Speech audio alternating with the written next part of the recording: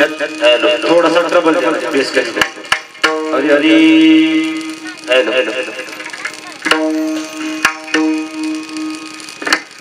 Base कमी करो trouble करो। हरी हरी हरी बेस के ट्रबल करो। हरी हरी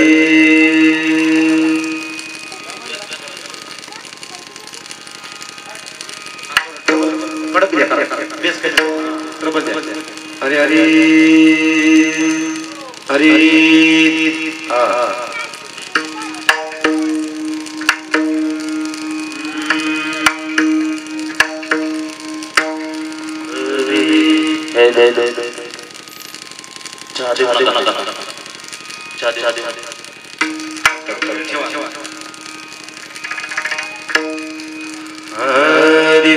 आता बस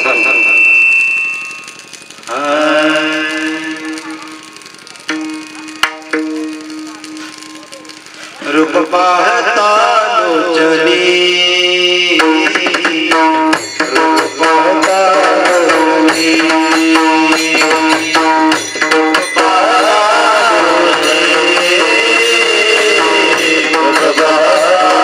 लोचनी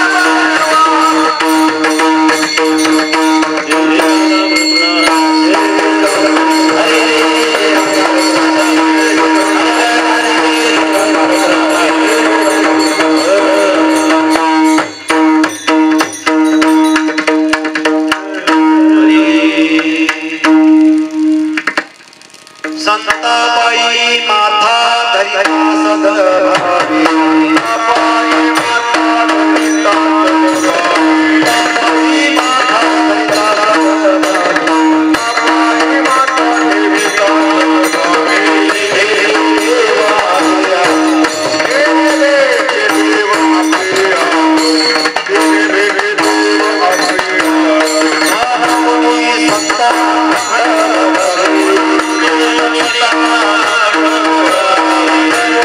संता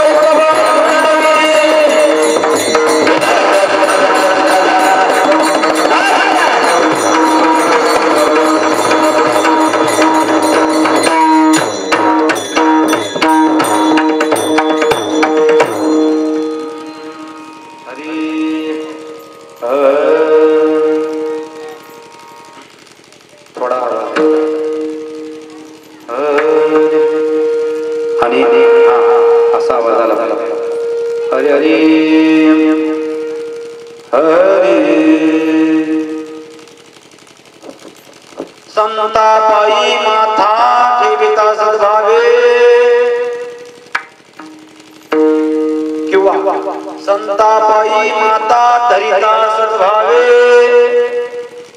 तेने भेटे देव आपे आप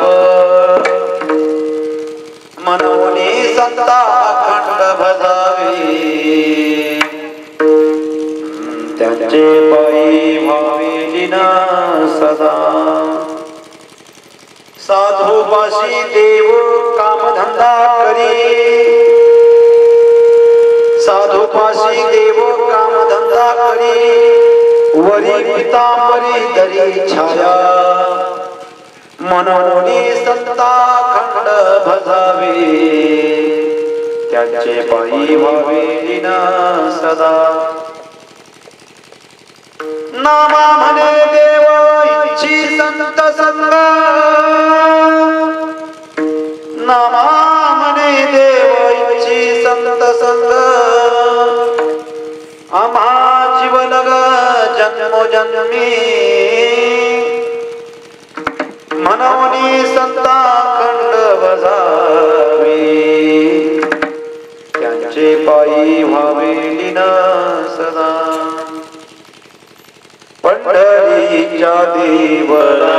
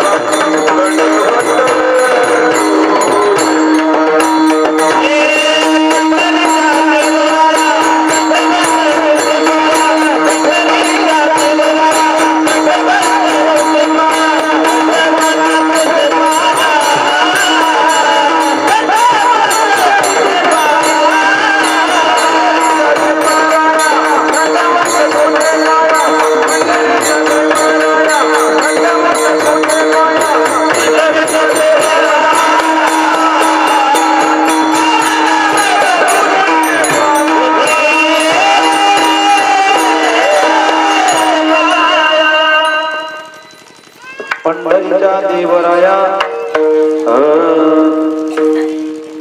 आवाज क्लिअर गेला ऍडजस्ट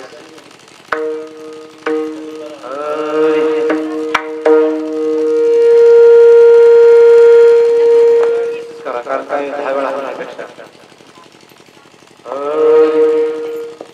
आम्ही मारतो आणि एक काम करा थोडं कडकड करा बेस करा प्रश्न लोकांच्या कानावर ऐकून गेलं पाहिजे ना मग काय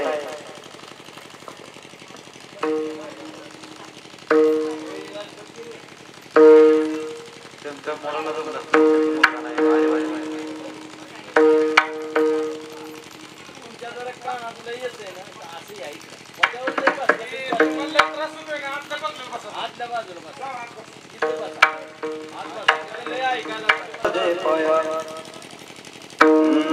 मुखम करोति वाचालं पंगुलं नयते गिरिं यद कृपातमहं वन्दे परमानंद माधवं पांडुरंगा करो प्रथमानमन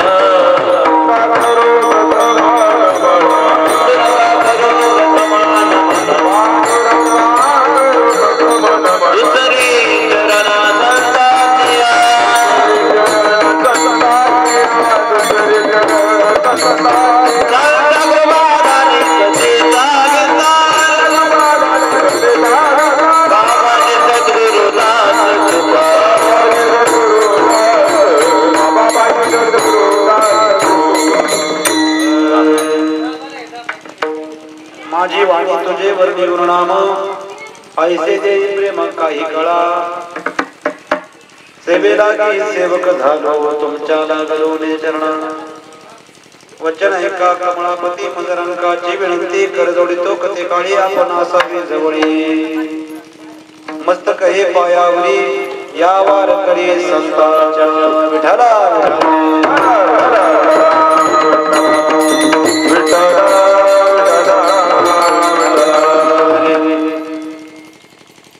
संतापायी माता धरिता सद्भावे संतापायी माता ठेविता सद्भावे तेने भेटे देवा पियाप मनवनी संता खंड बजावे त्यांचे पायी व्हावे विना सदा प्राप्त हरिनाम संकीर्तन रूपी सेवेसाठी निवडलेला अभंग संत श्री नामदेव महाराज भगवंताचे अडिवाळ भक्त प्रेम भंडारी भगवंताचे जे जे अवतार झाले त्या अवतार कार्यामध्ये भगवंतासोबत नित्य विराजमान असणारे सदैव सोबत असणारे असे संत श्री नामदेव महाराज यांचा 4 चरणांचा संत प्रकरणातील अभंग असून संतांच्या चरणी जीवानं शरणागती पत्करल्यानंतर त्या संतांच्या चरणी शरणागत झालेल्या साधकाचं भक्ताचं भगवान परमात्मा कसा भक्ता घेतो कसा प्रतिपाळ घेतो प्रतिपाळ करतो आणि असा भगवंत एवढा परमदयाळू परम कृपाळू होतो आहे असा परमदयाळू भगवान परमात्मा अशा संतांच्या चरणी शरण गेलेल्या साधकाचा त्या ठिकाणी उद्धार करतो यात नवल नाही तर त्याच्या संगतीची अपेक्षा त्याच्या संगतीची इच्छा मनामध्ये बाळगतो असा एकंदरीत या अभंगाचा संत श्री नामदेव महाराज या अंतःकरणातल्या भावना मांडत आहेत विठ्ठला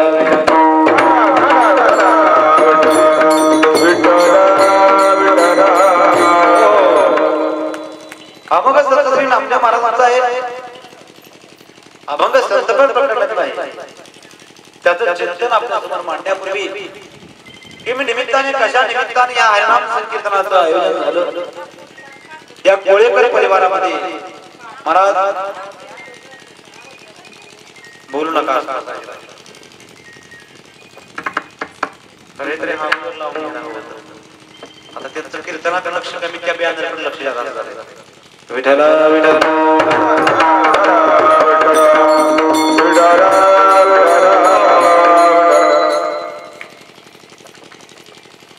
आज ज्यांचं प्रथम पुण्य स्मरण आहे त्या मातोश्री कैलासवासी स्वाती शरद कोळेकर यांच्या या भूलोक गमनापासून किंवा हे इहलोक सोडलेला 1 वर्ष झाली देवाघरी जाऊ त्यांच्या प्रथम पुण्य स्मरणानिमित्त वर्ष श्राद्धानिमित्त त्या कोळेकर परिवारामध्ये त्यांचे पती श्री शरद कोळेकर यांनी या ठिकाणी खऱ्या अर्थानं त्यांना भावपुष्पांजली समर्पित व्हावी भगवंताच्या त्या भक्ती मार्गामध्ये प्रत्येकाला जीवन जगण्याची सद्गती प्राप्त व्हावी आणि सद्गती प्राप्त व्हावी ज्या कुठं असतील तिथून त्यांना ईश्वर चरणाची जागा प्राप्त व्हावी म्हणून त्यांच्या कुटुंबियांनी कोळेकर शरद कोळेकर त्यांचे पती आहेत त्यांनी या ठिकाणी कीर्तनाचं आयोजन करून सर्व ग्रामस्थ आपतेष्ट पैपावणी यांना या ठिकाणी निमंत्रित करून आम्हाला सेवा करायला त्यांनी निमंत्रित केलं म्हणून त्यांना खरोखर त्यांच्या चरणी आम्ही नतमस्तक होतो तसंच त्यांच्या कुटुंबामध्ये त्यांच्या पश्चात त्यांचे पती शरद कोळेकर तसेच त्यांची मातोश्री इंदुमती देवकते तसेच त्यांचे वडील सुरेश देवकते हे पण या ठिकाणी आज खऱ्या अर्थाने त्यांना भावपुष्पांजली उपस्थित राहिले आहेत तसेच त्यांना 3 कन्या आहेत खरं तर महाराज हे जेव्हा मी ऐकलं तेव्हा मला खूप वाईट वाटलं की एवढ्या कमी वयामध्ये देवाने कोणाला सुद्धा नेऊ नये किंवा 3 लेकरं असताना देवाने अशा पद्धतीनं प्रारब्ध गतीनुसार देवाचा बी दोष म्हणता येत नाही कोणाचा दोष नाही प्रारब्ध गतीनुसार पण अशी वेळ कोणाच्या जीवनात येऊ नये कारण 3 लेकरं मागं असताना असं कमी वयामध्ये जाण्याची त्यांच्यावर वेळ आली ईश्वराच्या चरणी एकच प्रार्थना माझी राहील त्यांच्या कुटुंबियामध्ये त्यांच्या लेकराबाळांना त्यांच्या सर्व नातलगांना जगण्याचं बळ द्यावं ईश्वराच्या भक्तीची मनामध्ये ओढ आली आवड लागावी आणि देवाचं नाम त्यांच्या मुखात येऊन त्यांना सद्गती प्राप्त होऊन ईश्वर चरणाची जागा प्राप्त व्हावी अशी माझी या कीर्तनातून देवाकडे मागणार आहे त्यांच्या कन्या कुमारी अक्षता शरद कोळेकर, कुमारी रिया शरद कोळेकर आणि कुमारी हर्षदा शरद कोळेकर तसेच त्यांचे सासू सासरे त्यांचे सर्व पैपावणे या ठिकाणी उपस्थित आहेत आणि त्या सर्वांना विनंती आहे खऱ्या अर्थानं मनापासून तुम्ही ह्या देवाचं गुणगान ऐकून संतांचं गुणगान ऐकून त्यांच्या आत्म्याला सद्गती प्राप्त व्हावी म्हणून तुम्ही देवाच्या चरणी सर्वांनी पुष्पांजली अर्पण करावी. विठ्ठला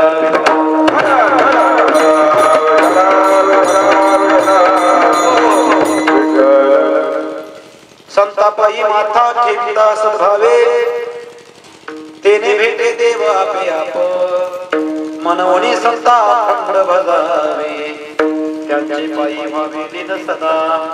बघा लक्षात घ्या. आता थोडा बोलताना एको कमी करा आणि फक्त गायना पण वाढवा. एको फक्त कमी करा बोलताना. अरे लक्षात घ्या. संत श्री नामदेव महाराज आपल्याला अभंगातून काय सांगतात बघा. नीट लक्ष द्या. इकडे त्यांना तिकडून ते उठा सगळं वारंडातून उठा सगळं नाही नाही इथं काला करणार. इकडे इकडे बसा इथं बसा उठा उठा उठा उठा बसा. मंडप मंडप मोकळा इकडे बसा. तुम्ही तिथं बसलेलं कालवा करणार. इथं बसा इथं बसा. पुढे जागा असेल काय. विठाला विठाला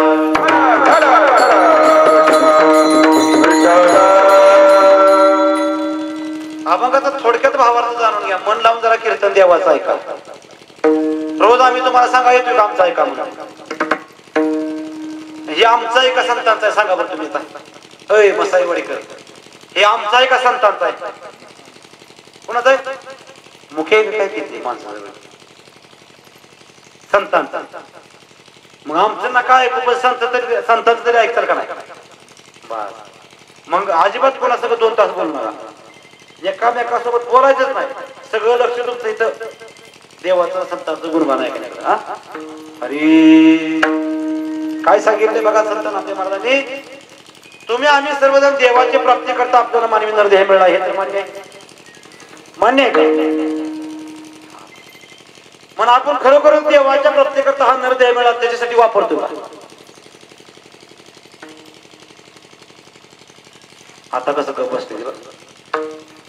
देवाच्या प्राप्ती करता आपल्याला हा नरदेह मिळाला. देवाने फुकट दिला. देवे दिला देव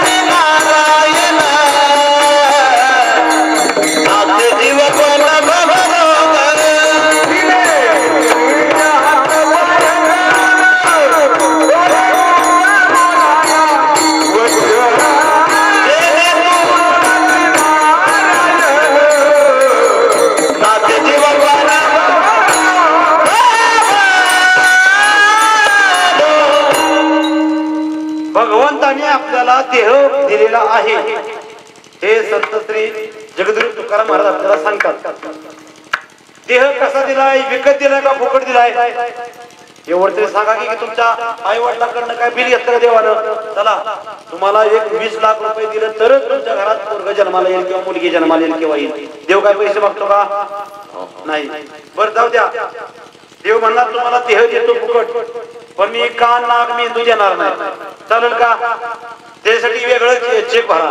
त्यासाठी वेगळं तुम्ही हप्ता बँकेत जमा करा. मगच तुम्हाला मी त्याला इंद्रिय डोळं कान नाक हृदय फुफ्फुस आतडी पुतडी काय डोकं मेंदू काय असेल ते देतो. पण आधी पैसे अकाउंटला जमा करा. असं देव काय म्हणला का. सगळं फुकाट दिलं म्हणूनच किंमत कळत नाही. कळली का किंमत. फुकट दिला असतं एकच दिला असता तर माणसाने ह्याच्यामध्ये नको तो पदार्थ दारू सारखा वाटला नसता किंवा तुम्ही सुद्धा मिसरे घासून दात काढून घेतलं नसतं, जर विकत मिळलं असतं तर एकच दात बसवाय गेला आपण त्या दाताच्या दवाखान्यात तर 7 आणि 8 हजार रुपये एका दाताला खर्च करते. 32 देवाला फुकाट दिले ते हाय का किंमत त्याची? हाय का किंमत? मग देवाने नरदेव दिलाय कशासाठी? तुम्हीच म्हणता देवाच्या प्राप्तीसाठी. संतांनी मी सांगितले देवाच्या प्राप्तीसाठी, पण आपण त्याच्यासाठी वापरतोय का? मग ही देवानं जे आपल्याला उपकार केला देह देऊन, त्या उपकाराचा परतफेड आपण त्यातनं ऋणातून मुक्त होण्यासाठी प्रयत्न केला का उपकाराचा आपण कृतज्ञपणा वागून देवासंग दुश्मनी पत्करली, देवासंग वाकडं पत्करलंय आपण, तरी पण आपल्याला त्याचं काय मनाला शुभाशुभ वाटत नाही. मग देवाने आपल्याला नरदेव फुकट दिला. माझी हे भक्ती करत, माझं हे नामस्मरण करत, संतांच्या चरणी शरण जाईल म्हणून देवानं नरदेव फुकट दिला. पण आपल्याला तो देह महत्वाचा वाटला नाही, त्याचं महात्म्य कळलं नाही, योग्य ठिकाणी वापरला नाही, आणि जिथं वापरायला नको म्हणून संतांनी सांगितलं तिथं हटकून वापरला. विठ्ठला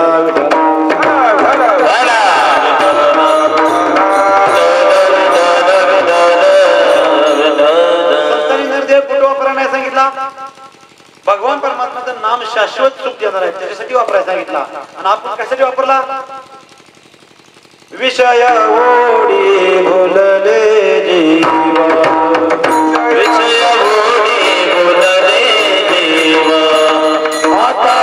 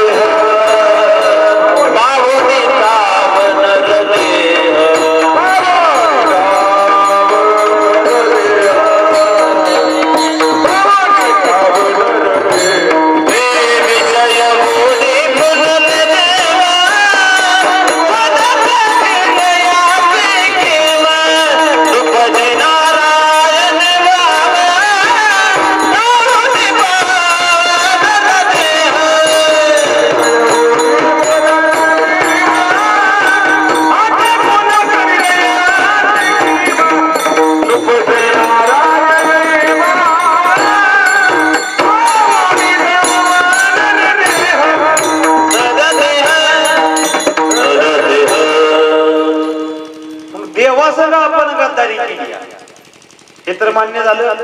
मग संतांनी ही आपली होणारी जन्मजन्मीची गद्दारी कुठेतरी थांबावी म्हणून ज्यांना 4 पाय नाही 2 पाय आहेत, ज्यांना शिंग नाही, जी माणूस आहे, असल्या माणसांना कुठतरी पाहणावं आणावं. कारण बुद्धी मेंढराला, गाढवाला, म्हशीला, रेड्याला, बैलाला बुद्धी नाही. ज्यांना मनुष्य देव प्राप्त झाला त्यांना देवानं त्याला बुद्धी दिली, बुद्धीची श्रीमंती दिली, बुद्धीचं वैभव दिलं. तरी सुद्धा माणसं देवासंग गद्दारी करायची सोडत नाही. देवासंग गद्दारी म्हणजे काय? देवाला आठवायला नरदेह दिला, आपण देवाला विसरायला वापरला. मग देवाची गद्दारी होऊ वाटत नसलं तर देवाला आठवाय नरदेह वापरायचा, देवाला विसरायला वापरायचा नाही. थोडक्यात कळलं? मग आता देवाला आठवायसाठी नरदेह वापरायचा असला तर आपली सद्बुद्धी लगेच मनामध्ये बुद्धी आहे, आपल्याला सद्बुद्धी नाही. एको कमी करा बोलता. आपल्याला बुद्धी आहे पण सद्बुद्धी नाही. आता एखादा म्हणला मला लय बुद्धी आहे, मग तो काय करेल? आता मला सांगा, ह्या जगामध्ये सर्वात जास्त नुकसान प्राणी लय करतात, पशु पक्षी का मानव लय करतो? कोण नुकसान लय करतो? एखाद्याची गंज आहे जवळजवळ चांगली 2-3 हजार काढब्याची, म्हणजे जवळजवळ 3-4 लाख रुपयाची. एखाद्या म्हशीला म्हणलं जाऊन पेटव जावं, ती म्हस पेटवल का? आणि माणूस, एखादा साप चावला माणसाला, काय चावला? किती माणसं मरते? ज्याला चावले तेच मरत, ती बी दवाखान्यात उशिरा नेलं तर, लवकर नेलं जगल बी. पण एक माणूस खिशामध्ये एवढाचा टाइम बॉम्ब घेऊन येतो, एकच तिथं खिशात बसतो सर, आणि माणसात गर्दीत जाऊन तो टाइम बॉम्ब लावतो तर एका वेळेला 500 माणसं मारते ती. किती माणसं? साप एकदा चाललं 500 माणसं मारते ती का? मग साप लय विषारी आहे का माणूस लय विषारी? एकदा अशीच अंगणामध्ये माणसं पाहुणी बसली, घरात लक्ष गेलं, सफराच्या आड्यावनं एक पाल आहे ना महाराज खाली पडली, टाप केला आणि तिथे पिठी खाली येत होता. येतवानं बघितली, इथं तुर पळत आला, पाल तोंडात धरली. आणि असं करता करता दारात अंगणात कोंबडीचं ध्यानात गेलं. आणि कोंबडी म्हणली बरं झालं सकाळी दिवस उगवल्यापासून नाश्ता नाही मला. इचो आणि पाल दोन्ही संग तोंडात धरलं आणि म्हणजे हिथं पै पाहुणी दारात असल्या ती मला डिस्टर्ब करते, मी जाऊन उकांड्यावर खाते. त्यानं उकांड्यावर जाऊनच त्याचा नाश्ता करून टाकला. मला सांगा किती विषारी पाल आहे माणसामध्ये, पालीचं नाव घ्यायचं. असली विषारी पाल सुद्धा त्या विंचवानं नांगी मारून खायला चालू केली. एवढा विषारी विंचू आणि पाल दोन्हीला सुद्धा कोंबडीने एका सेकंदात पकडलं. आणि एवढी विषारी कोंबडी त्या इचोला आणि पालीला खपवती. तसली कोंबडी 4 वाजल्या का म्हणली आले ती पाहुणी धरा की कोंबडी. आणि असली कोंबडी विषारी कोंबडी कोणी पचवली? मग कोंबडीला विषारी का साप लय विषारी का इचोला विषारी का माणूस लय विषारी? तुमचं तुम्ही म्हणताय म्हणून बरं आहे. विठाला विठाला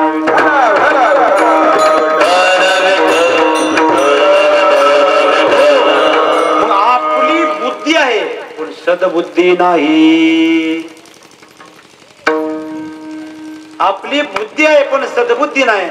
मग या बुद्धीचं रूपांतर मला सांगा, ही बुद्धी तुम्ही वाईट करायला वापरताय. मला सांगा एखादा वाईट प्लॅन करायचा आहे आणि तो प्लॅन सक्सेस करायचा आहे, त्याला काय बुद्धी लागत नाही गो? अहो चांगलं करायची एवढी बुद्धी लागत नाही, त्यापेक्षा वाईट करायची जास्त बुद्धी लागते. मग तुम्ही म्हणता ना बुद्धी देवाने दिली की मग आम्ही वापरतो की, पण वाईट करायला वापरायला सांगितली देवाने. चांगलं करायला बुद्धी वापरायला सांगितली, पण आपल्याला नुसतीच बुद्धी आहे. त्या बुद्धीला चांगलं वागण्याची अक्कल येण्यासाठी त्या बुद्धीला विवेक निर्माण झाला पाहिजे. शंभू ते अंबिका, चंद्र ते चंद्रिका, संत ते विवेकासने किरी. मग हे विवेक नावाची गोष्ट बुद्धीला कधी प्राप्त होईल?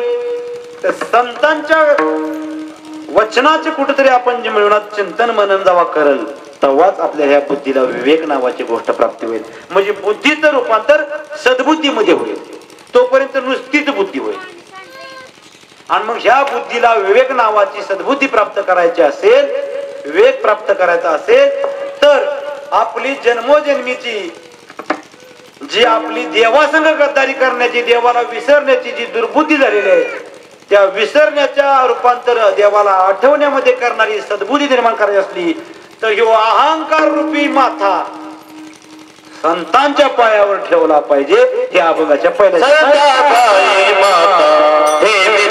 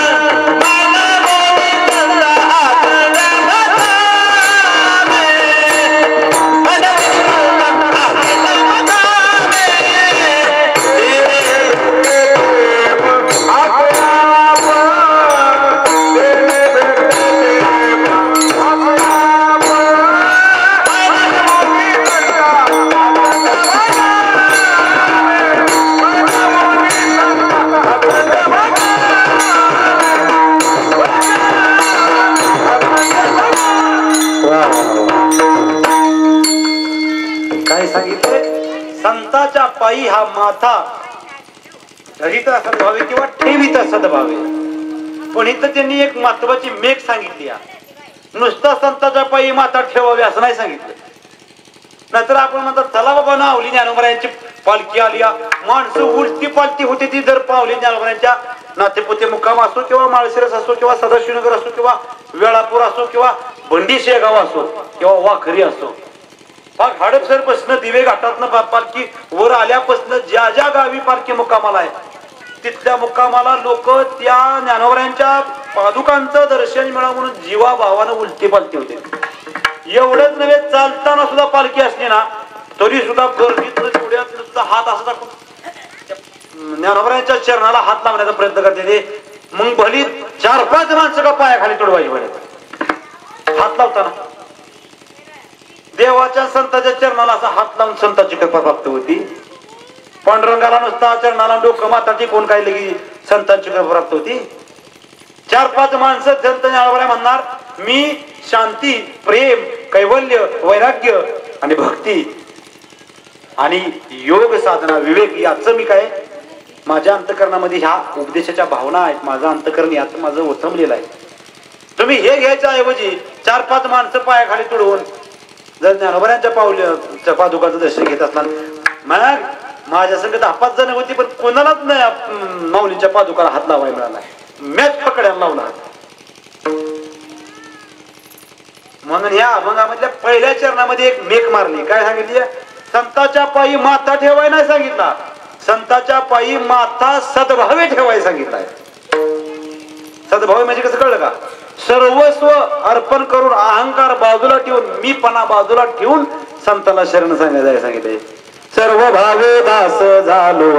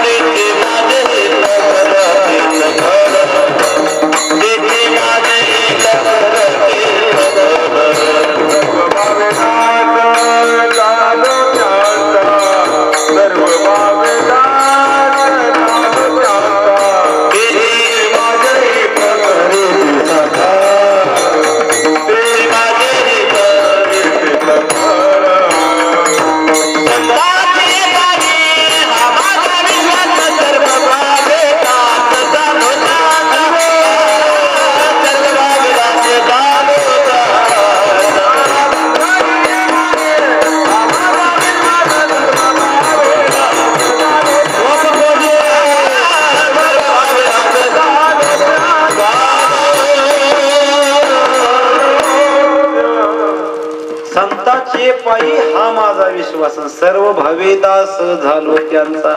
इथं शब्द काय आला महाराज? सर्व भावे. आम्ही आळंदीला गेलो, मी तुकोबांच्या देहूला गेलो आणि मी पैठणला जाऊन आलो. इको कमी करा बोलताना. हा असं नुसतं म्हणण्यापेक्षा सर्व भावे त्यांचं दास्यत्व पत्करलं पाहिजे. मग ह्यानं काय होईल? संताच्या पायी जर माता सद्भावे आम्ही ठेवला होय नामदेवराया तुमचं आम्ही ऐकल्यानंतर याचा आम्हाला फायदा काय? तर ते नामदेव महाराज म्हणतात तेने भेटे देव आपे आप. तुम्ही म्हणणार जर माणसाला एखादी गोष्ट आपोआप प्राप्त झाली कष्ट न करता त्याला किती मजा होईल? मला सांगा आयुष्यभर एखाद्या नोकरदाराला नोकरी करावी तेव्हा त्याला कुठं रिटायरमेंटच्या वेळेस एखादा बंगला बांधायला येतो.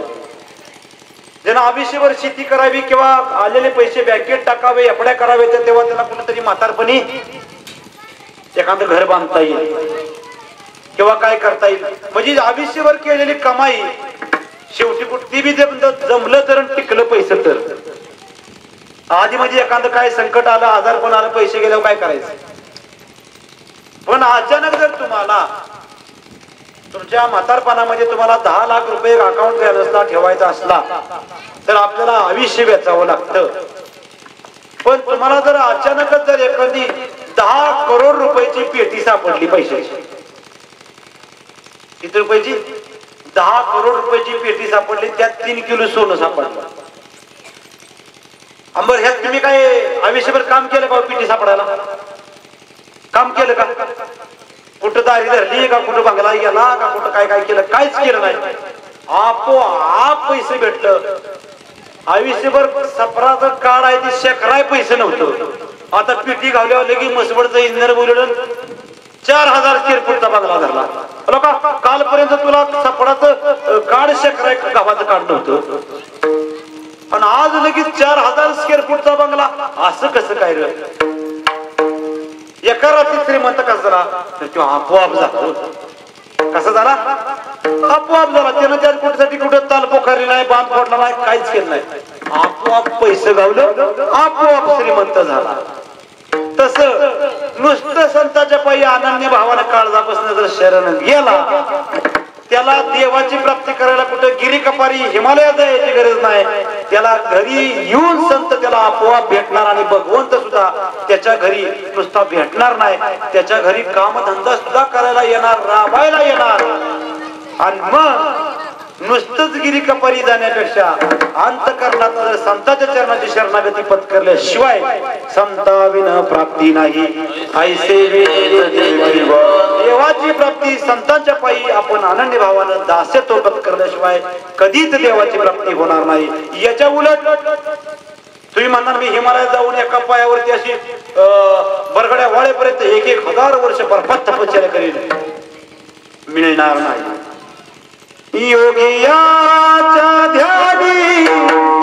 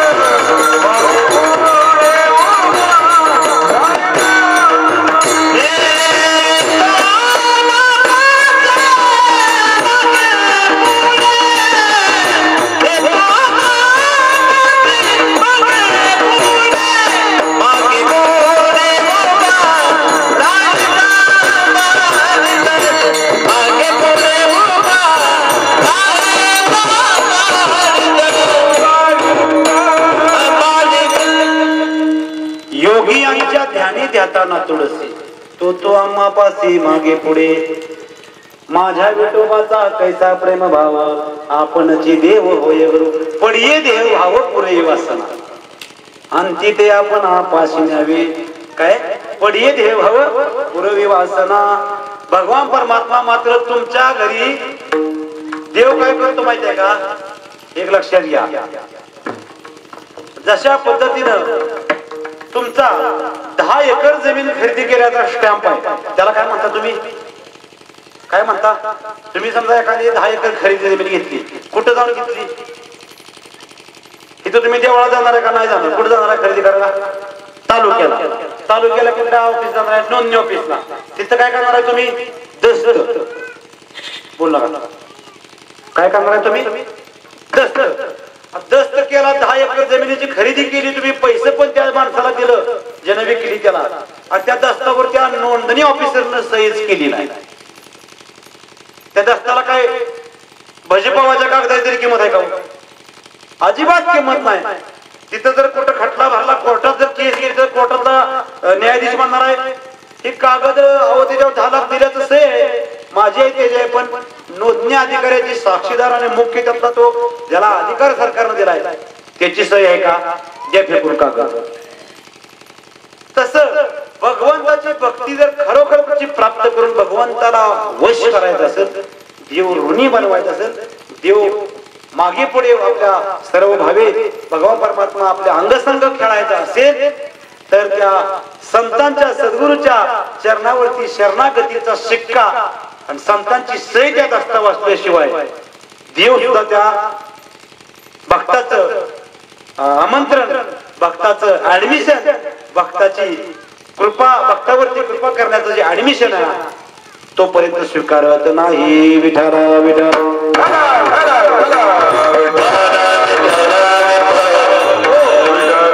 संतापाई माता धरिता सद्भावी तेने भेटे देव आपे आप. अहो महाराज, वाराणसी काशी या ठिकाणी गंगा नदी आहे. कुठली नदी आहे? गंगा. त्या गंगा नदीच्या किनारी वाराणसी म्हणजेच आपली काशी, त्या काशीमध्ये संत कबीर महाराज नावाचे एक संत होते. ऐकताय का? संत कबीर महाराज नावाचे संत होते. त्या संतांनी एकच काम करायचे, कबीराच्या मागे शेले विनाचे कपडे शिवायचे, कुठेतरी त्यातनं 4 रुपये आल्यानंतर आपला पोटाचा उदरनिर्वाह भागायचा, एवढंच त्यांचं काम. आणि कबीर महाराजांनी महाराज देवाचं रात्र दिवस नामस्मरण, शेल विणताना बी राम राम मुखात आहे, काम करताना राम राम मुखात आहे, स्नानाला गेले राम राम मुखात आहे, महाराज सदैव राम राम मुखात. आणि एक दिवशी असं झालं, त्यांना वाटलं एकादश आहे आज, उद्या आहे द्वादशी, 12 जेवायला एखादा माळकरी माणूस आपल्या घरी जेवायला बोलवावा. गेले ब्राह्मण आळीला, एका पंडिताच्या आळीला. त्या पंडिताला म्हणले, तुमच्या गाळ्यामध्ये काय माळ आहे, माझ्या घरी जेवायला येतात का? अरे म्हणले, हा तर मुस्लिम समाजाचा आणि मित्र पंडित, आणि याच्या घरी जेवायला जायचं? बर म्हणले. बरेच दिवस झालं कबीराची कीर्ती अख्ख्या काशीमध्ये गाजली, माझं कोण नावच घेना. आता ह्योच मला चान्स आहे. कबीराला काय करायचं? बदनाम आपण करायचं. वरल्या माणसाने म्हणला, होय होय, सकाळी 9 वाजता तुझ्या घरी मी पंगतीला संत पंगत जेवाय द्वादशीला 12 सोडायला मी हजर आहे. कबीर महाराज, बरं झालं हो, एक तरी वारकरी, एक तरी भक्त उद्या द्वादश सोडायला माझ्याकडे प्रसादाला आला, समाधान वाटलं म्हणले. आणि मग त्याचे ट्रबल कडकी नाव. मग काय म्हटले, सकाळी गेल्यानंतर त्या ठिकाणी प्रार्थना केली, भगवंता उद्या खरोखरच तो पंडित माझ्या घरी जेवायला येऊ द्या. बरं, पंडितानं कबीर महाराजांना गंगेच्या किनारी भजनाला जाऊन दिलं. त्या पंडितानं एका दौंडी पिटवणाऱ्या माणसाची भेट घेतली आणि त्याला सांगितलं, ही 1000 रुपये घे, तुला एकच काम आहे, अख्ख्या एक गल्ली ना गल्ली चुकू नको या वाराणसी काशीत.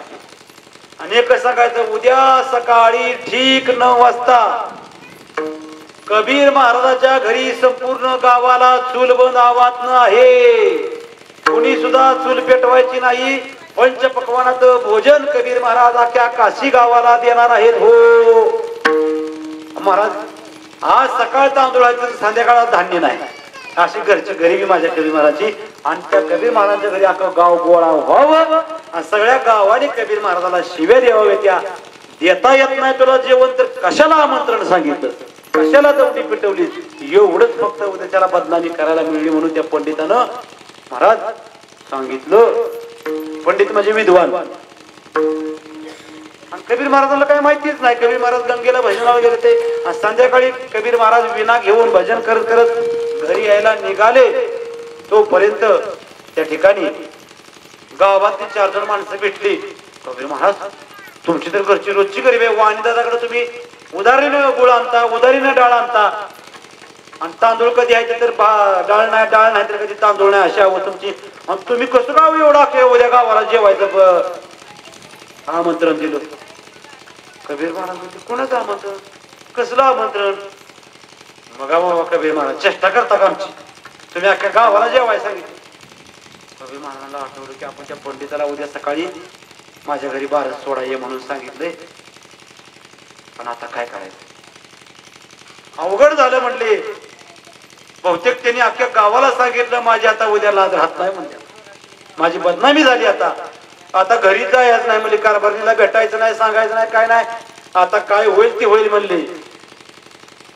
घेतला गळ्यात विना, संध्याकाळी घरी जेवायलाच नाही. गंगेच्या त्या पाण्यामध्ये तेच गंगेच्या पाण्याचं आचमन केलं, गंगेचं पाणी पिऊन सांगितलं हाच हेच माझं जेवण म्हणले. आणि करत बसले भजन. रामकृष्ण हरी जय जय रामकृष्ण हरी, रामकृष्ण हरी जय जय राम, सारखं भजन चालू आहे. आणि भजन चालत असताना महाराज आता घरी जायचं नाही. उद्या सकाळचा दिवस उगवला. रुक्मिणी आईसाहेब पांडुरंगाला म्हणतात, भगवान कृष्ण परमात्मा रुक्मिणी मातेला म्हणतात, माझ्या कबीरानं गंगेमध्ये, माझ्या पाण्यामध्ये, तिथं गंगेमध्ये बसून तिथं माझा धावा सुरू केलाय, माझं भजन करतोय. आणि इकडे रुक्मिणी आईसाहेब म्हणतात, तुमच्या भक्ताची उद्या कशी लाज राखणार हो, अख्खं गाव जेव्हा येणार, तुमच्या भक्ताला संध्याकाळी खायला जेवण नाही म्हणजे. माझा भक्त कबीर काय म्हणायला लागला, एकदा ऐकदा रुक्मिणी म्हटले. रुक्मिणी माता लक्ष्मी माताने तिथं म्हातारीच एका रूप घेऊन तिथं ऐकायला आली. आणि कबीर महाराज काय म्हणत होते, तुझ वाटे आता ते करी अनंता,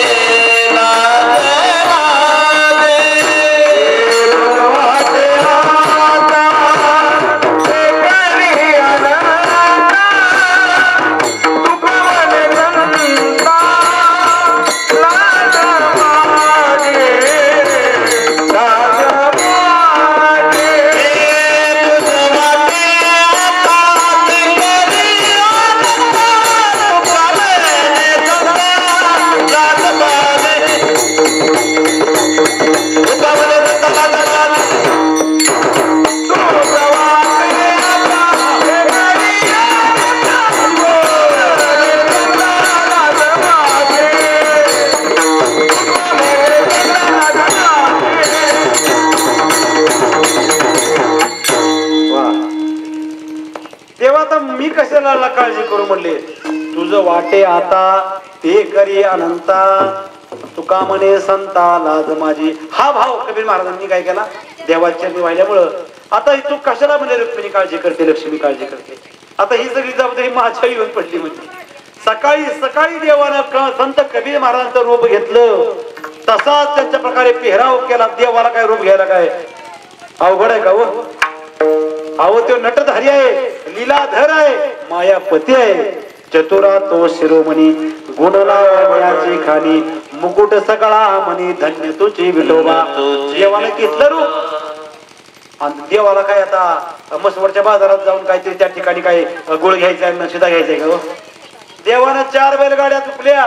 4 बैलगाडीमध्ये 2 बैलगाडी, एक बैलगाडी गुळाच्या ढिपीने भरलेली, एक बैलगाडी नुसत्या तुपाच्या हांड्यानं भरलेली, एका बैलगाडीमध्ये नुसती लापसी गरा बासुंदी, आणि एका ह्याच्यामध्ये बासमती तांदूळ. सगळा शिदा देवाना आणला बी. आणि म्हणली, तरी म्हणलं पत्नी म्हणली कबीर महाराजांची, तरी तुम्ही रात्री घरी रातभर का आला नाही वय, तुम्ही शिदा नाही घेता, कोणा कुठून आणलं, एवढं कुठून आणलं, कुठनं कर्ज काढलं. कोण म्हणत्या, कबीर महाराजांची पत्नी. कोणाला, पांडुरंगच कबीर महाराजांच्या रूपात आलाय. कबीर महाराजांच्या रूपात आलेल्या पांडुरंगाला म्हणते कबीर महाराजांची पत्नी. हे कुठनं आणलं म्हणले, तुला काय करायचंय, दिलंय मला एका माझ्या मित्रानं. कोण म्हणते, पांडुरंग. आणि महाराज त्या ठिकाणी देवाने स्वतः लगेच चूल खांदली, लगेच हांडा ठेवला, लगेच भात शिजवाय टाकला, लगेच आमटी शिजवली, लगेच बासुंदी बनवली, लगेच देवाने त्या ठिकाणी तूप टाकून सर्व काही पदार्थ बनवले. पंचपक्वानाचं नैवेद्य देवाने, गुलाबजाम काय काय काय बनवलं. आणि 8 वाजता स्वयंपाक तयार, सकाळी 8ला. आणि देव तर 8 वाजल्यापासून 9 वाजेपर्यंत कबीर महाराज रूपाने इथं धोतर खवलं. आणि कबीर महाराज रूपाने देव अख्ख्या गावात हाय ठोकत, चला रे स्वयंपाक झालाय, पहिली बघत बसती, चला रे. माणसं म्हणली, कबीराला घरी अन्न खाया नाही. आणि कबीर महाराज म्हणले, पंगत बी तयार झाली, स्वयंपाक बी तयार झालाय, आणि सगळं करायला लागलाय गावात. 4 जण माणसं म्हणली, त्याला गमत तरी बघू म्हणले, त्याची कशी अवस्था चालली बघायला जाऊया म्हणले. आणि मग गेली लोक, काय काय जी असतात ना निंदक लोक, समाज कंटक, ती गेली की विघ्न संतोषी माणसं बघतात तर खरोखरच घमघमाट तुपाचा सुटलाय. म्हणजे खरंच आहे का काय, जाऊन वाकून खिडकीतनं बघतोय तर 7 हांडव स्वयंपाक तयार करून झालेला आहे. आता गेली पळत, ती पंडित म्हटलं जाऊन दोघाला बघून या म्हणला. पंडिताला सांगा गेलो, अहो पंडितजी तुम्ही कराय गेला वेगळं झालं वेगळं, कबीरानं खरोखरच पंगत गावाला घालायसाठी स्वयंपाक बनवलाय म्हणजे. खरं म्हणतो का माझ्या डोळ्या विश्वास नाही मला बघायचं मला. ते स्वतः बघायला पंडित बी आलं. तर महाराज काही लोक आली बी पहिली पंगत बसली बी भगवान परमात्मा एकटाच वाढायला पळतोय. महाराज पत्राळ्या बी देवच वाढतोय. पत्रावळ्यामध्ये पदार्थ देव वाढतोय. विजेच्या गतीनं मनाच्या गतीनं देव सगळ्या पंगत वाढायला. काही लोकांना वाटलं कबीर महाराजच्या निष्ठेचे लोक आपण पण वाढायला मदत करावी. 2-4 लोकांनी वाढायला मदत केली आणि देव म्हणू लागला सगळं वाढून झाल्यावर वदनी कवळ घेता नाम घ्या श्रीहरीचे. देवानेच भरायला भजन सुरुवात केली. देवानेच पुंडलिकावरचा गजर केला कबीर महाराजच्या रूपातनं. बसा जेवाय म्हणून सांगितलं. महाराज एक पंगत उठली 1000 माणसाची. दुसरी पंगत उठली 2000 माणसं झाली. 5000 माणसं जेवली तरी हांड्यातलं काय संपना. देवानं सगळ्या पंक्ती वाटल्या आणि त्यानंतर खरकट राहिलेल्या सगळ्या पत्रावळी देव उचलायचा आणि उकारड्यात नेऊन देव टाकायचा. सगळं झाल्यानंतर सगळे हांड त्या ठिकाणी पुसलं. कबीर महाराज इकडे चिंता करतायत काय झालं असेल. किती लोकांनी माझ्या पत्नीला शिव्या दिल्या असलेल्या, मला शिव्या दिल्या असलेल्या. मला शिव्या देऊ द्या, माझ्या पत्नीला दिले पण माझ्या देवाला कोणी नावं ठेवून. हीच भावना कबीर महाराजची. कबीर महाराज इकडे भजन करत बसले गंगेच्या किनारी. खरं कबीर महाराज. आणि इकडे देव वाढायला लागलाय. पंक्ती देवानं सगळं केलं आणि त्यानंतर शेवटी देवानं सगळं हांड धुतलं, पालतं घातलं, भांडी धुतली, पालती घातली. एक हांड्यामध्ये गुलाबजाम, बासुंदी, खीर सगळं पदार्थ ठेवलं आणि सांगितलं कारभार रे. देव म्हणतोय आता थोड्या वेळानं कोण चुकला वाकल्याचं कोण जेव्हा येईल त्यांना पण उपाशी पाठवू नको. त्यांना जेव्हा या हांड्यात ठेवले मी ही बैलगाडी लोकांच्या इथे देऊन येतो म्हणतो. कारण इकडे कबीर महाराज आता घराकडे निघाल्या काय आता फजिती दिवसभर झाली कोणाला टाव म्हणले. कबीर महाराज घराकडे याय निघाले. हे विटेवरच मालक निघाले की काय बोल तिकडं. कारण म्हणता गेलं मी बैलगाडी लोकांच्या नेऊन येतो. घराच्या पाठीमाग हांडा ठेवला भरून देव निघून गेले. आणि कबीर महाराज दबक्या पावलानं डोळ्यातलं पाणी वाहतंय रडत रडत आले. आज माझ्या बायकोला किती शिव्या ऐकायला लागल्या असलेल्या. कबीर महाराज म्हणते तर पत्नी दरवाजातच म्हणली अहो महाराज या लवकर तुम्ही दिवसभर लोकांना वाढून थकलाय. तुमचं मी पाय दाबते. तुम्हाला कुठलं एवढं पैसे मिळलं. म्हणले कुठलं पैसे. अहो म्हणजे तुम्ही नाही का वाढलं तुमचं पाय दुखत असत्याला. मी कुठे वाढलं. मी म्हणले पायरी बसली घाटावर. आणि म्हणले अहो तुम्ही स्वयंपाक केला तुम्ही स्वतःच आचारी काम तुम्हाला जमतं मला कधी सांगितलंच नाही. मला माझ्या म्हणले भात भाजवा येत नाही मला कुठलं आचारी काम जमतो. मग ही कोणी बनवलं म्हणले मी नाही बनवलं म्हणले. मग कोणी बनवलं म्हणले अहो तुम्हीच वाढले असं का करताय म्हणले. धरला कबीर महाराजचा हात धरा वडत घरामागे गेलं. दाखवलं का ही हांडा तुम्ही 7 हांड धुवून ठेवल्या ते म्हणले पालत घालून आणि 8वा हांडा तुम्ही सर्व साहित्य ठेवले म्हणले. इथं आलेल्या माणसाला चुकावाखारीचं जेवाय वाढवलं. कबीर महाराजांना कळलं की अख्खं गाव जेवून गेलं. वाढलं कोणी बनवलं कोणी. डोळं झाकलं त्याला अंतःकरणातनं एक मोठा कळवळा दाटून आला. धाडकन माझे कबीर महाराज जमिनीवर कोसळले. गाडा डोळा लागले. म्हणले भगवंता माझ्यासाठी तू हांडे आणलं. माझ्यासाठी तू चूल खांदी. माझ्यासाठी माझी लाज राखायला जेवण बनवलं. माझी लाज राखायला देवा तू वाढलं. खरकाट्या पत्राळ्या उचलल्या. देवा मी तुझं कुठं उपकार फेडू. कुठंही मी पांग फेडू. माझी लाज देवा तू राखली. का तू माझी एवढी लाज राखतो. का तू माझं असं सर्व सेवा करतो देवा. कुठं तुझं उपकार फेडू. कारण देवानं संतांना वचन दिले जे माझे खरे भक्त आहेत जे माझे संतांचे दास आहेत त्यांच्या घरी मी कामधंदा करतो. ते अभंगाच्या 3ऱ्या चरणात सांगितले. साधुपाशी देव साधुपाशी देव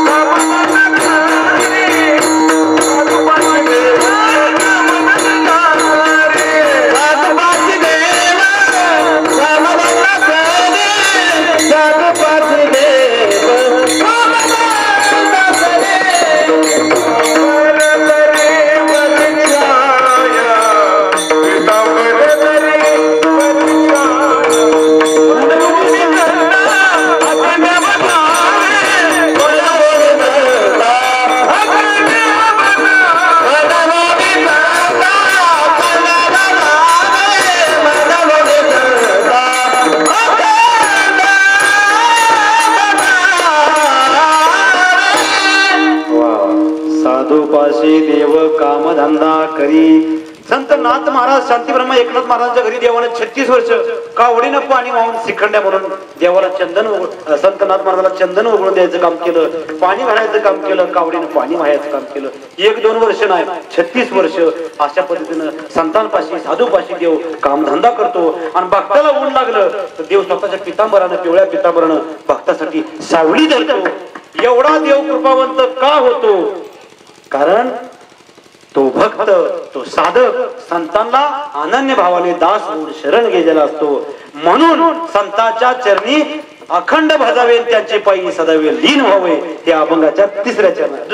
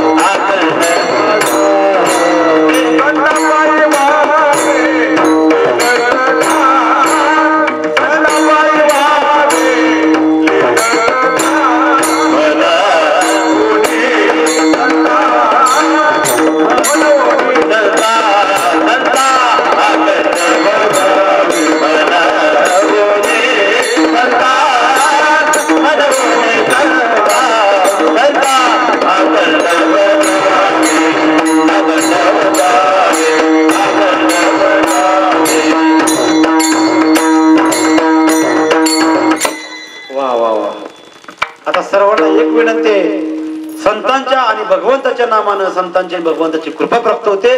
ते नाम सर्वांनी आता हात वरती करून थोडं 1 मिनिटासाठी कष्ट घेऊन तुमच्या मी पाया पडतो. एकदा हात वरती सर्वांनी करा आणि फक्त आमच्या मागे टाळी वाजून भजन म्हणायचं. हा म्हणणार का? विठोबा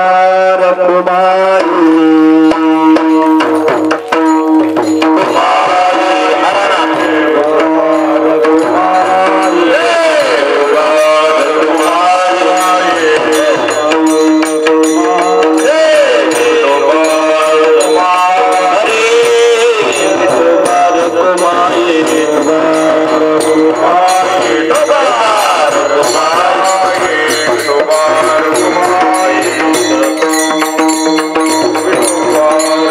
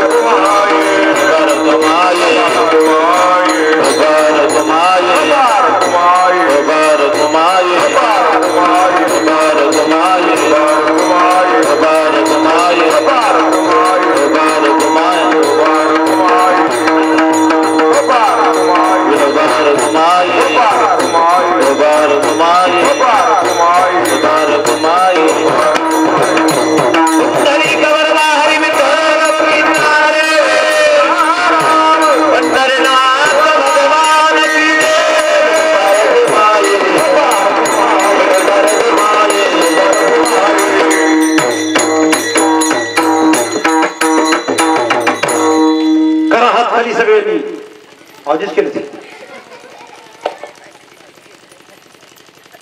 तरी पण महिलांनी लवकर नाही ते केलं हात बरं का, पुरुषांनी लगेच हात खाली केलं. खरं तर सहनशील महिला जास्त म्हणलं पाहिजे पुरुषापेक्षा, खरं बरं का. सगळ्या गोष्टी सहन करण्याच्या गोष्टी जास्त करून बरं का माता भगिनींच्याच वाटेने आलेल्या आहेत. म्हणजे मी पुरुषांचा अपमान करतोय असं नाही, मी पण एक पुरुष जरी असलो तरी मी काही पुरुषांचा अपमान करतोय असं नाही. माता भगिनीला प्रत्येक गोष्टी सहन करायच्या. लेकराला 9 महिने पोटात वागवायचं हे माझ्या माता भगिनीलाच वागवायचंय. आपल्याला बाजारला पिशवी घेऊन गेलो बाजारला तर 4-5 किलो पिशवीचं बोजा असला तर समजा जर एखादा लेकरू तिच्या काकाला आहे, दोघं पती पत्नी गेले, लेकरू काकाला आहे आणि एक लेकरू आपल्याकडे घ्या म्हणलं, मी पिशवी बी घेऊ का पोरग बी घेऊ का म्हणून लगेच माझा हात अवघडला की पोरग काकाला घेऊन. अशी माणसं म्हणते. पण ती 2 लेकर सुद्धा काकाला घ्यायला बसलेले, पिशवीचा बोजा सुद्धा ती वाटणार नाही. खरं तर महिला सहनशील असतात. म्हणजे हात त्यांनी जास्त वर्ष टाळ्या वाजवल्या म्हणून म्हणत नाही मी. 9 महिने 9 दिवस पोटामध्ये बाळाचं वज वागवणं सुद्धा, त्यानंतर त्याच्या प्रसव यातना बाळंतपणाच्या यातना सुद्धा भोगताना ती बाळाचा मुख मला बघायला मिळावं म्हणून त्या कळाचं त्या वेदनेचं दुःख ती माता विसरून जाते. एवढं पुरुषाला महाराज सहन होणार नाही, एवढी माझ्या माता भगिनींची प्रेमाची नाळ त्या बाळासह जोडलेली असते. आणि जी बाळाची इच्छा ती ताईची इच्छा. माणसाला म्हणतात, माणसं काय म्हणतात की त्या स्त्रीला गरोदर अवस्थेमध्ये डोहाळं लागतं. डोहाळं लागलं ती म्हणते ती बेताळाचा टोपडावर करून खाती. कोण म्हणतं चिंच पाहिजे, कोण म्हणतं आंबा पाहिजे, माती सुद्धा कधी कधी खाऊ वाटते. असं का होतं? बाळाला जी खाऊ वाटतं तीच आईला खाऊ वाटतं बाई. कारण ते बाळ आपली इच्छा आई कशी व्यक्त करतं की आई त्याच्यासाठी ती खाते. गर्भासी आवडी मातेचा डोळा, प्रीतीचा जिवाळा ते बिंबे, प्रीतीचा जिवाळा ते बिंबे, आनंदाचे डोळे आनंदाचे डोळे. म्हणून अशा मातीचा उपकार आपण बंद करणार कधी ठेवलं पाहिजे. महाराज कसं माहिती का, माणसानं श्रीमंती आली तरी माजू नये, गरीबी आली तरी लाजू नये. आजकाल आपल्याला कधी गरिबी सहनच होत नाही. संतांच्या पेक्षा तुम्हाला श्रीमंती गरिबी याची काय अपेक्षा नाही. तुम्ही फक्त मनोभावीला असवा, संतोषी करायला तयार. पण आपण लौकिकामध्ये एवढं अपेक्षित मानगुंडी बोजा घेऊन चाललोय. हे मोकळं चालायला सोपं का बोज घेऊन चालायला सोपं? तिथनं मसवडला आपण चालत निघालो आणि तुमच्या खात्यावर 1 क्विंटलचा बोजा दिला मला मोकळं चालायला लागलं तर चालाय कोणाला मला बरं वाटेल मसवडला जायला? मसवडला काय झालं इथं वड्यापर्यंत पण वाटणार नाही, पोच उभाट्या फेकून द्याल तुम्ही. कुठवर मसवडला जास्त डोक्यावर वज वागवा. मग या अपेक्षेचं वज आपण वागवून ठेवलंय की हो. शेजारच्या माणसानं कोणी LED टीव्ही आणला 44 इंची, 44 इंची इको कमी करा, 44 इंची टीव्ही तुषार महाराजांना आणला का लगे आमच्यात किंवा कोणाच्या घरात आपण 52 इंची आणायचा म्हणजे भलं कर्ज का सोसायटी का काढायची होईना. कशात त्यांच्या संग स्पर्धा करून चालेल का? त्यांनी त्यांचा स्वराज्य ट्रॅक्टर आणला, आपण किती बी काय करू एखादा 10 गुंठ ऐकू पण आपण महिंद्रा ट्रॅक्टर आणायचा. जगासंग स्पर्धा करून काय उपयोगाचे आहे महाराज? जिथं स्पर्धा करायला पाहिजे, जिथं हरिनाम घ्यायला पाहिजे जास्त तिथं करायचं नाही आणि संसारातल्या गोष्टी संग मात्र स्पर्धा करायची. अहो महाराज आपण कधी वर बघून नाही चालायचं, खाली बघून चालायचं. म्हणजे कसं किती बी जागीरदार व्हा पण पाय आबाळा जाऊन देऊ नका, पाय जमिनीवर ठेवा. अहंकार नावाचा शत्रू जमिनीवर ठेवला पाहिजे. त्याला वर जाऊन दिला का मग तो थाय थाय माथ्यावर नाचतो आणि आपल्याला नुकसानीत पडतो. रावणाचा अहंकार टिकणार तिथं आपला काय टिकणार आहे महाराज? टिकणार आहे का? लक्षात येतंय का? माणसाने काय करायचं, कधी बी आपल्यापेक्षा गरीबाकडे खाली बघावं, वरच्याकडे बघायचं नाही. आपण जर टाटा बिर्ला अंबानीकडे बघायला लागलो तर हाय बी हातातलं जायचं म्हणजे कुत्र्याच्या गोष्टीवाणी.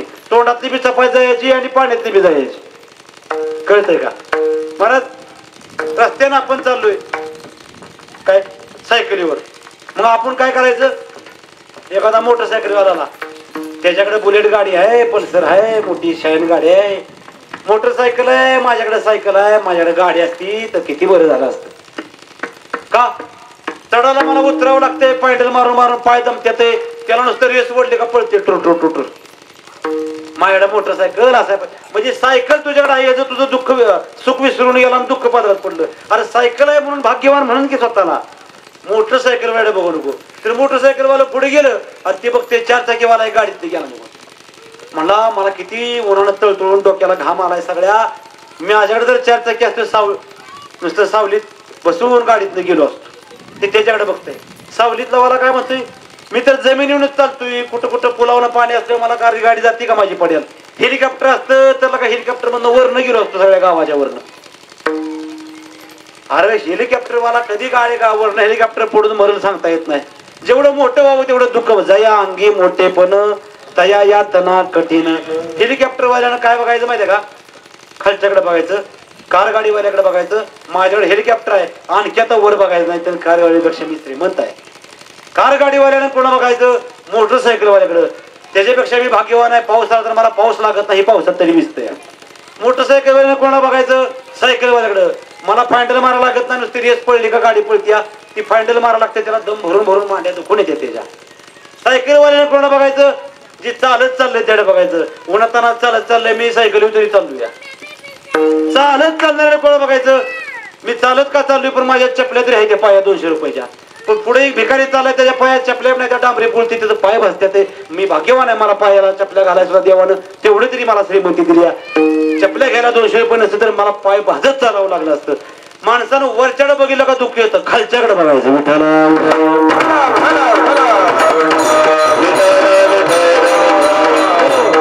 आणि तुम्ही म्हणता मला स्वाम्या बाम्या कोण मदतीला येईल, मामा मदत येईल, काका मदत येईल, आई मदत येईल. बाप जगात कोण मदतीला येत नाही.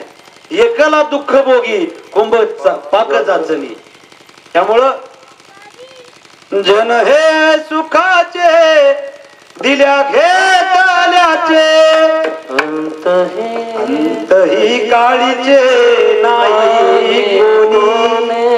अंतकाळी तुम्हाला कोण सोडवणार आहे, मग कोण सोडवणार आहे. तुका म्हणे तुला सोडविना कोणी, एका चक्रपाणी वाचवूया. एका भगवंताशिवाय आपल्याला कोण वाचवणार आहे. संत आणि भगवंत आपल्याला वाचवणार आहे, दुसरं आपल्याला कोण वाचवणार आहे.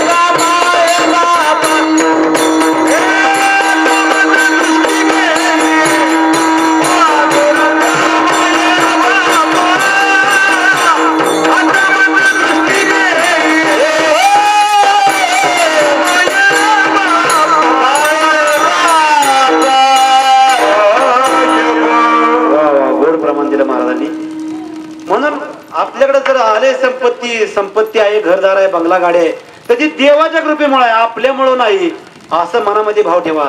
नाहीतर माझ्याशिवाय घरातली जागते ती वय मी कुठे गेलो म्हणजे उपाशी मारते की असा अहंकार करायचा नाही. तू जाऊन बघ मग सगळं चालतंय. त्यामुळं लय छताड जोडायचं नाही, लय गर्व करायचं नाही, लय अहंकार करायचा नाही. महाराज तुम्ही जर संपत्तीचा अहंकार केला तर रावणानं किती केला करायला पाहिजे होता. रावणाचा जर इतका होता तर त्याचा टिकला नाही, तुमचा आमचा काय टिकला नाही. त्याला 80 लाख मराठीची सोन्याची घरे होती, 1.25 लाख. काय एवढी सोन्याची घरं होती, एवढी संपत्ती होती, 80,000 त्याला पत्न्या होत्या, एवढे त्याला बायकांनी, एवढी त्यानं 9 घरं पायाखाली घातलं होतं रावणानं, देवबंदी खाण्यात घातलं होतं. आणि मग त्याचं काय टिकलं नाही. मग तुमचं आमचं चिरीमिरी काय टिकणार आहे? अगरबत्ती आपली वळायची कुठं?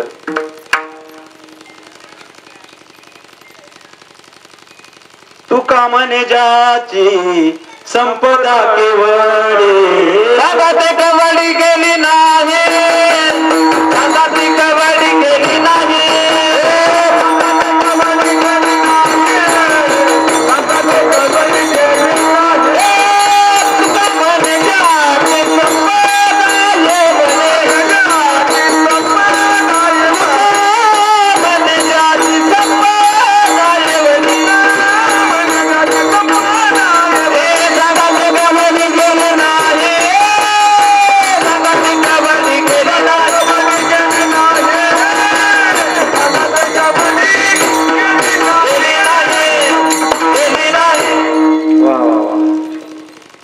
जगाच्या लय मागं लागायचं. जग तुम्हाला कसं पळणारणीला नांद म्हणतात, नांदणीला पळ म्हणतं.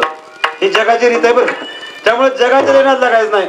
आपण संतांच्या विचाराच्या नादी लागायचं. आपोआप आपल्याला सन्मार्ग भेटेल.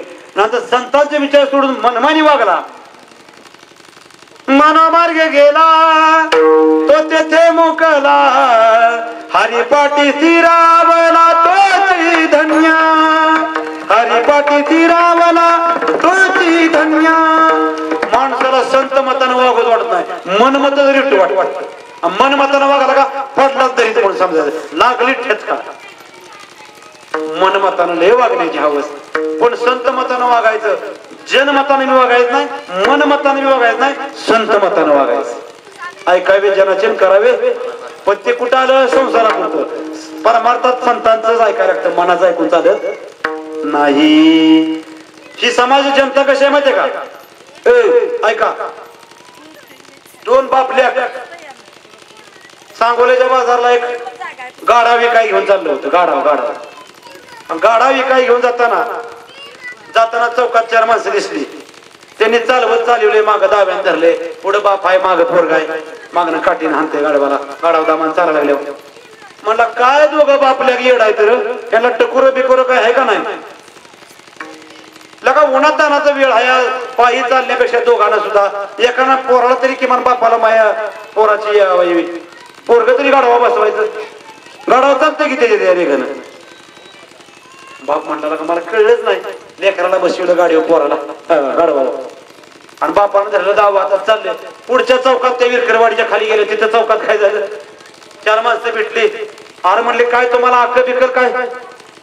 लका म्हणला पोरा लका तर न ताटा गडी तू, आणि वयस्कर म्हातारे चालत लावले, तो हातात दावा धरायचं गाडवाचं, म्हाताऱ्याला बसवायचं गाडवा. पोरग म्हणलं लका चुकलं माझं, बापाचं वय एवढं दुःखात आहे, बापाला गाडवा बसवतो. ती पोरग खाली उतरलं, दावा धरलं, पुढे चालले. परत ना माणसं म्हणली काय लका बाप आहे लका मया द्या तुला काही लेकराची, एवढ्या उन्हात तानाचं लका पोरग चालत लावलं, आणि खुशाल लका गाडवा बसलाय, लका बाप आहे का हैवान आहे? बाप म्हणलं चुकतोय गड्या. पोरा म्हणला तू बी गाडवा बस. आता बाप आधीच बसला, पोरगही बसलं, दोघाच्या वाजानं गाडवा वाकलं. चालले ती पुढच्या चौकात अजून माणसं भेटली खाली देवापूरची. ती म्हणली तुम्हा दोघाला काय माया दया लका, जनाची नाही मनाची लाज ठेवा लका, थोडी तरी लका जनावरावर दया करा का, माणसं आहे का जनावर आहे? काय झालं? एक गाडावला का बारकं, दोघं बापल्या त्याच्यावर बसलाय. लका चुकते म्हणले, दोघही उतारली. म्हणजे गाढवाची दया केली पाहिजे. गाढव म्हणलं तू हो पुढं, मी हो तू माग, धरू खांद्यावर म्हणला. खांद्यावरच गाढव घेतलं. परत खालच्या चौकात माणसं भेटली. तुम्हाला काय आकला बिकला? गाढवाला त्याच्या पायानं काय चाला येत नाही का काय म्हणून खांद्यावर घेतलं? ते चालेल की फोडा की मोकळं होईल का? बरोबर आहे. आता कसं जरी वागलं तरी नाव ठेवणारा आणि काहीतरी शंका काढणारा समाज असतो. त्यामुळं आपण एक केलं पाहिजे. तू कामाने आता एका वचन त्यजोनिया जन भक्ती करा, त्यजोनिया जन भक्ती करा. जनता काय म्हणते आहे बघू नका, एक वचन आहे का? जनतेला त्यजा आणि भक्ती करा. विठाला विठाला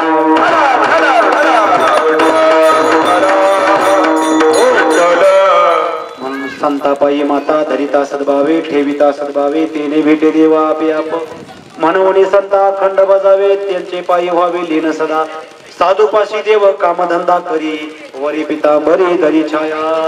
अशा पद्धतीनं महाराज एक लक्षात घ्या.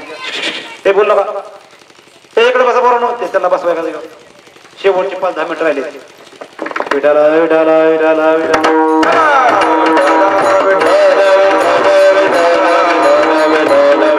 माणसाने फुलं घ्या फुलं वाटायचं लोकांना एकाच माणसाने सगळ्याला पोचतात.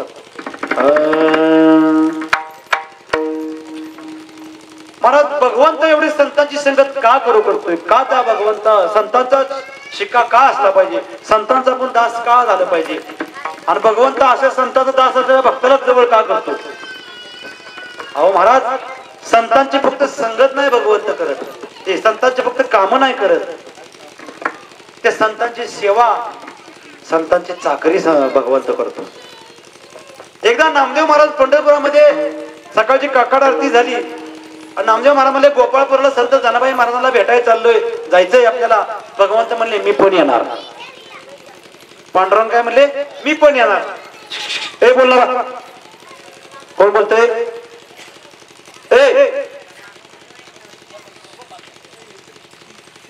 मी पण येणार म्हणले पांडुरंग परमात्मा. पांडुरंग परमात्म्याच्या संत नामदेव महाराज म्हणले चला आपण जाऊया. कुठं जायचं तर गोपाळपूरला संत जनाबाई महाराजांना भेटायला जायचं. जाताना चंद्रभागेच्या पात्रात जायला लागते. वाळवंटात पात्र थोडं कोरडं पडलेलं आहे फपुट आहे माती आहे आणि देव म्हणायचे नामदेवाला हो पुढं तुझ्या मागे मी चालतो. नामदेव महाराज म्हणले आतापर्यंत इतक्या वेळात चाललो परंतु कधीच भगवंत म्हणले नाही की मी पुढे चालतो तू नामदेवा मागे चाल.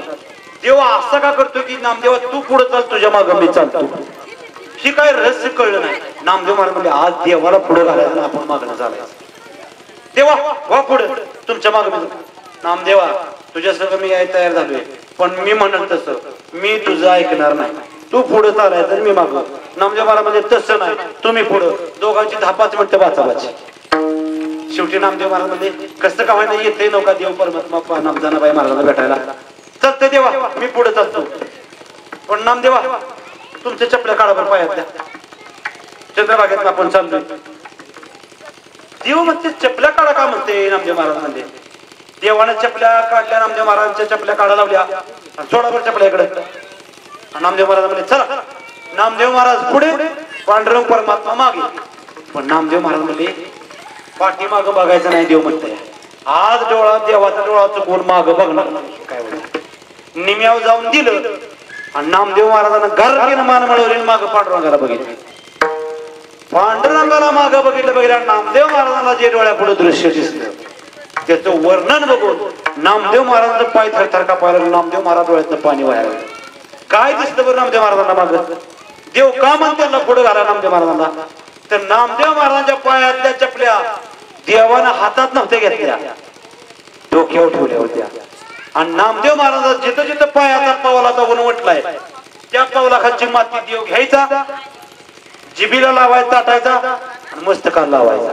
जिबीनं ताटायचा मस्तकाला लावायचा प्रत्येक पावलाची माती.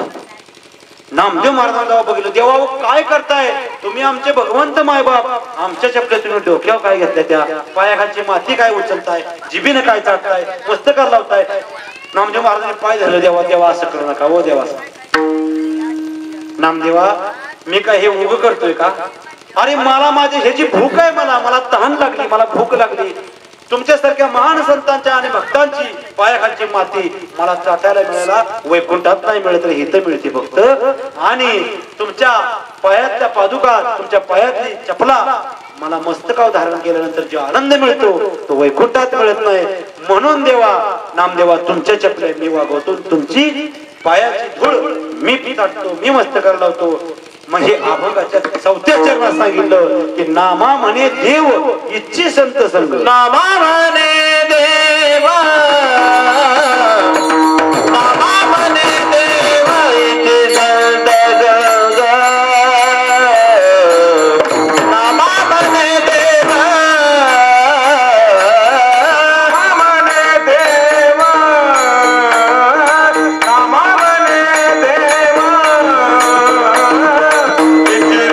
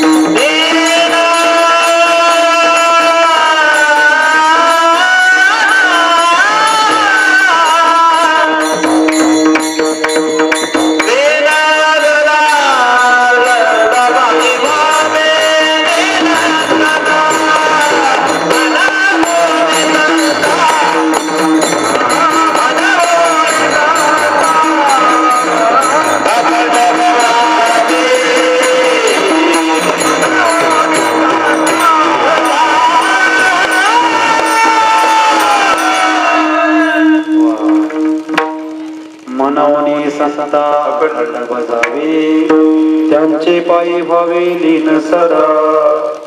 अशा पद्धतीनं आज ज्यांचं पुण्यस्मरण त्या कैलासवासी स्वाती शरद कोळीकर यांचा आज प्रथम पुण्यस्मरण म्हणजे वर्ष. त्यांच्या आज या ठिकाणी वडील आणि आई सुद्धा उपस्थित आहेत. त्यांची आई इंदुमती देवकते, वडील सुरेश देवकते आणि त्यांना महाराज सर्वात महत्वाचं जे दुःखाची आणि अंतकरणाची कळवळा अंतकरणाला एक घाम फोडणारी गोष्ट म्हणजे आज त्यांच्या या ठिकाणी त्यांच्या पश्चामध्ये 3 कन्या, त्या 3 कन्यांना जे पोरकं व्हावं लागलं. अशी कमी वयामध्ये आई लेकरा वाचून पोरकं होण्याची वेळ कोणाला सुद्धा येऊ नये अशीच भावना प्रत्येकाच्या अंतकरणात येत आलेल्या लोकांची.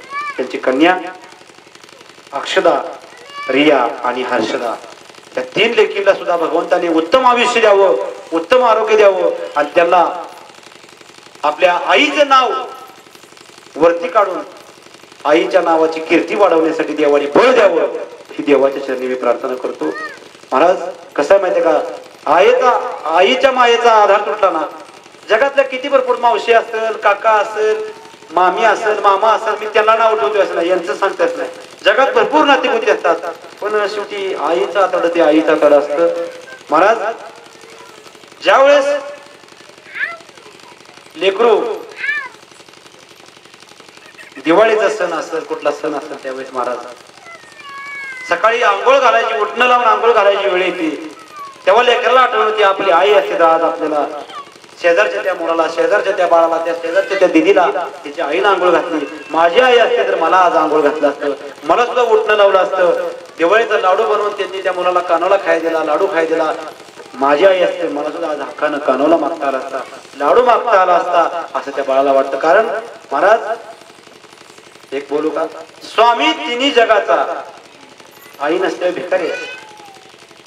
म्हणून महाराज आई तुझले करू विडग को करू रसता चुकले सांग मी काय करू, सांग मी काय करू. बापाने किती किती खवाळलं पोरगा गावात फिरते, अमुक करते तमुक करते, भाकरी देऊन वाद दरबारा जाऊन घेतो बापा. पण शेवटी आई घरामागचा दरवाजा काढून कडी आल्या उघडी ठेवती. माझं पोरगा जाईल तेव्हा त्याला ताट वाढून ताटावर एक 5 ताट माश्या पडते म्हणून ठेवती. माझ्या लेकरांना आले जेव. जगात कितीतरी लोकांनी सांगितलं की पोरगा तुमचा वाईट आहे, पोरगा तुमचा बेवडा आहे, पोरगा तुमचा नालायक आहे. जगातल्या सगळ्या गुन्ह्यामध्ये कोर्टामध्ये त्या पोराला शिक्षा होईल. पण आईचं एक कोर्ट असं आहे, कितीतरी पोरग वाईट असलं तर आई म्हणते माझं पोरग तसं नाही व, माझ्या बाळाला नका नाव ठेवू. म्हणजे लक्षात घ्या आईच्या प्रेमाची आठवण, बापाच्या प्रेमाची आठवण. मी खरोखर त्यांच्या पतीला धन्यवाद देतो की ज्यांनी आपल्या पत्नीसाठी पुण्यस्मरणासाठी देवाचं हरिनाम कीर्तन त्यांच्या दारामध्ये आयोजित केलं आणि अशा पतीनं आपल्या पत्नीचा खऱ्या अर्थानं सन्मान केला. विठ्ठल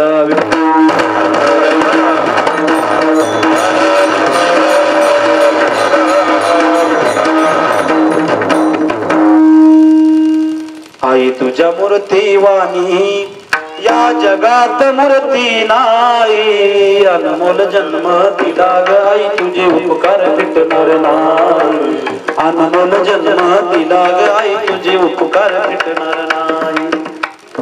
अशा पद्धतीने गोड गोड अमृताचा पाना आईने पाजलाय महाराज आपल्याला.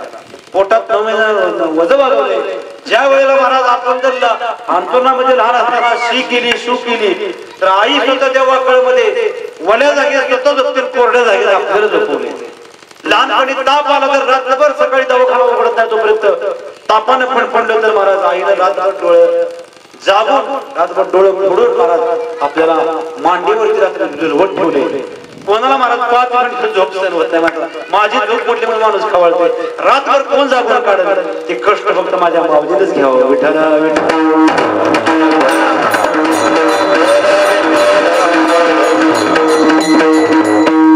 म्हणून या आईचा उपकार, बाप घराचा पाय आहे आणि आई घरावर असताना काय माहिती का, कळस आहे. किती बी लाख मोलाचं मंदिर बांधा 40 कोटीचं आणि त्या मंदिराला कळस बसवू नका. ते कळस मंदिर कधी ते मंदिर शोभत का देणारच नाही. म्हणून बाप घराचा पाया, बाप घराचा तो पाया, आई कळस त्यावर जेव्हा खचत पाया तेव्हा कोसळते घर. म्हणून बाप तितकाच महत्वाचा आहे. बाप साठवितो अश्रू फक्त एका क्षणासाठी, जन्मभराचे रडो लेक जाताना सासरी. घर कोणी मुले यांना जगविण्यासाठी, बाप होतो वेडा पिसा एका एका पैशासाठी.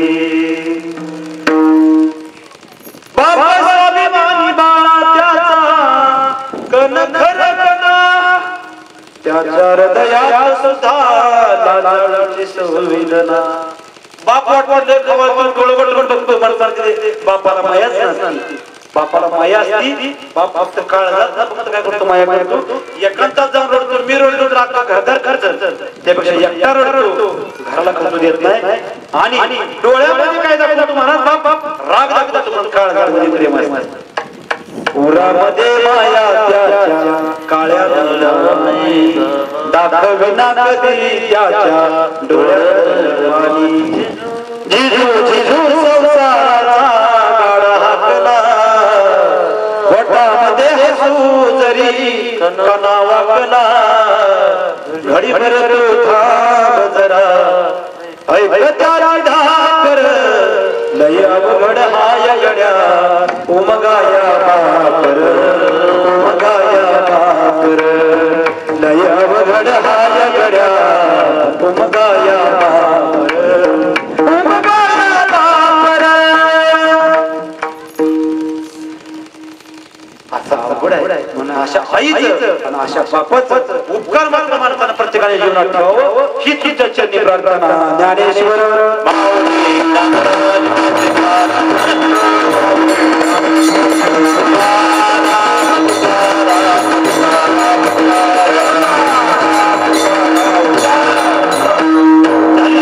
सेवा भगवान श्री पांडुरंगाच्या चरणी समर्पित करतो. सद्गुरू संत ब्रह्मचैतन्य गोंधळी महाराज चरणी समर्पित करतो. तसेच आलेले सर्व गोड गायनाचार्य मंडळी, हरिभक्तीपरायण आपल्या मान तालुक्याचं वैभव, तुषारजी महाराज गाडे वारुगडकर हरिभक्तीपरायण आपल्या खटाव महाराजांचं, खटाव तालुक्याचं वैभव असणारे हरिभक्तीपरायण गोड अशी साथ देणारे आमचे आदरणीय परमित्र हरी महाराज पंडित चितळीकर, आमचे ज्येष्ठ वारकरी, आमच्या गावाचं वैभव असणारे हरिभक्तीपरायण छगन महाराज ओंबासे, हरिभक्तीपरायण आमच्या गावाचे सर्वात बुजुर्ग आणि ज्येष्ठ वारकरी आमचे हरिभक्तीपरायण बबन महाराज पाटकर यांना, यांच्या चरणी मी दंडवत करतो. तसेच विनेकरी महाराज आपल्याच गावचे हरिभक्तीपरायण मला त्यांनी सांगितलं होतं, महाराज सेवा म्हणून व्हावे आणि चांगली झाली पाहिजे. असेच आमचे आदरणीय दादासो महाराज विरकर, त्यांच्या मी चरणी मी दंडवत करतो. त्यांनी खरं तर आमचं लय जवळचं नातं लागतं, अगदी जुनं वसईपासून आम्ही एकत्र आमचे आई वडिलांनी दिवस काढलं, म्हणून त्यांच्या विषयी मी दंडवत करतो. तसेच हरिभक्तीपरायण ज्यांनी आपल्या मृदंगाच्या साथीनं संपूर्ण परिसर दुमवून सोडला असे आमचे वंदनीय परमित्र आदरणीय आमचे धाकटे बंधू ओंकारजी महाराज चव्हाण यलमरवाडीकर, आणि या ठिकाणी कीर्तनाचं रेकॉर्डिंग करणारे साऊंड सिस्टीम ज्यांनी त्या साऊंड सिस्टीम वाल्यांचे महाराज देवडे महाराज यांचं धन्यवाद. शेवटी साऊंड सिस्टीम चांगली लागली महाराज.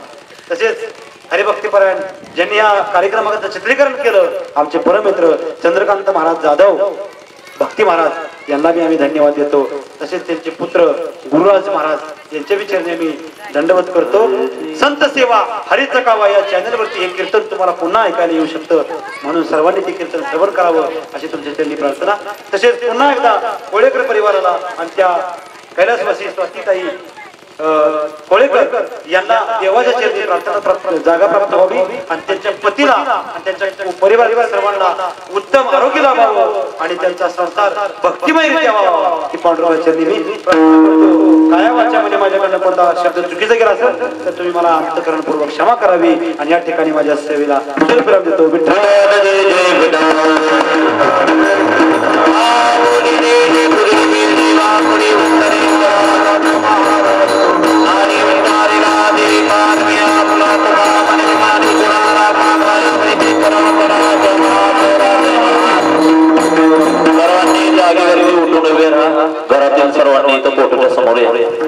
आम्ही जात तुम्ही